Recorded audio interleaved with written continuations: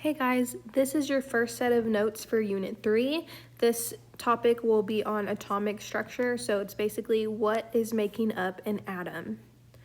So the basic structure of an atom are the electrons, the protons, and the neutrons. Those are called subatomic particles, so they're super, super tiny.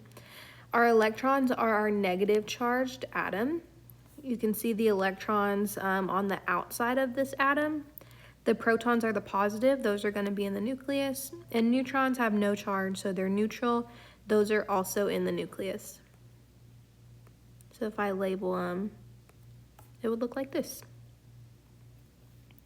There is a video on the class website. I won't play it right now, but you can go watch it on your own to help give you an idea of how small this really is.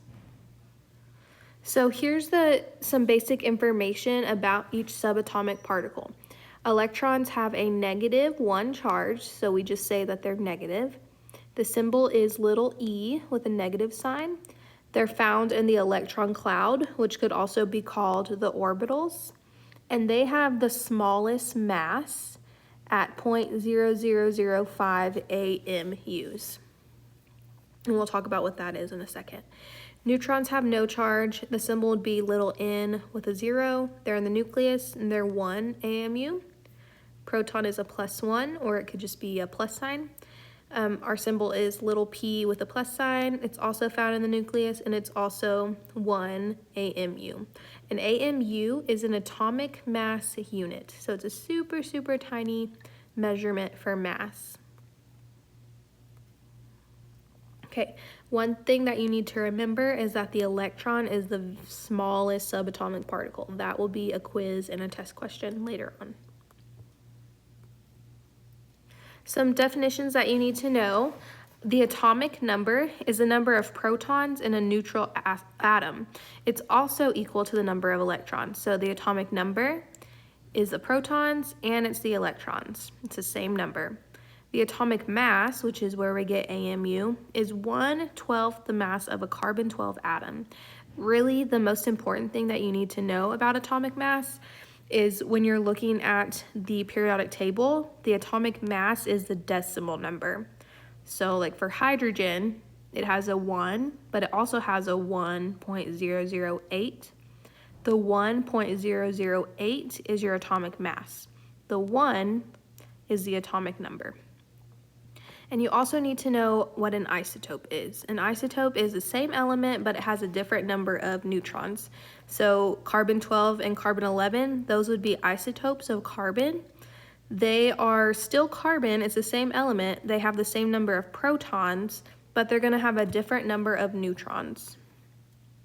So here, this is gonna be really important to you the rest of the year. It's called 8-man. Basically, it's just a way to remember that atomic number equals the protons equals the electrons. So if my atomic number is 5, then I have 5 protons and I have 5 electrons. Below that, it says mass number minus atomic number equals the number of neutrons. So if I take my mass number, which a second ago it said carbon-12 and carbon-11, that 12 and that 11 are my mass number. And if I subtract my atomic number, that gives me the number of neutrons for that element. Okay. Here's some other ways to write it. It's basically the same thing as what I just said. You will also be writing things in hyphen notation. So that would be the element name or the element symbol, and then a little hyphen with the mass number. So anytime we're talking about an isotope of an element, you will be given the mass number because it's going to be written in hyphen notation. So the number after the hyphen is the mass number. Mass number will always be a whole number because it's the atomic number plus the neutrons.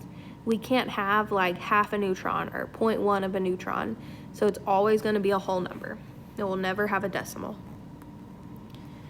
The next thing you need to know is about energy levels. So each atom has different energy levels, and it just depends on the number of electrons.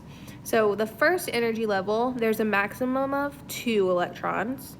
The second energy level, there's a maximum of 8, And then the third energy level, you can have up to 18 electrons. You have to draw the electrons in their correct energy level. So you would fill up the first level, and then you'd move on to the second, and then if you fill the second level up, you'd move on to the third level. So here's what that looks like.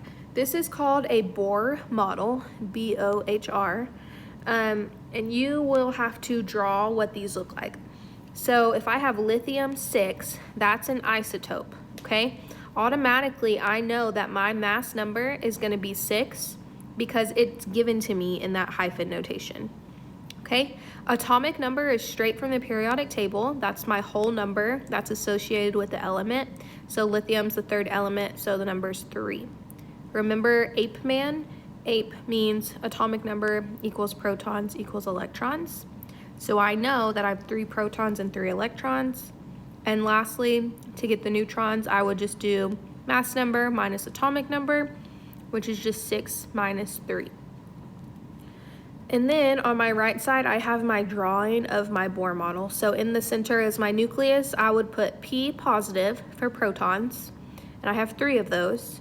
And I would do the same thing for neutrons. I have 3 neutrons. After that, I can draw my rings or my electron cloud. That first ring is my first energy level. I can only have 2 electrons. But since I have 3 electrons total, I need to draw one more ring or energy level and put one more electron out there. Okay, that's it for today. If you guys have questions or anything,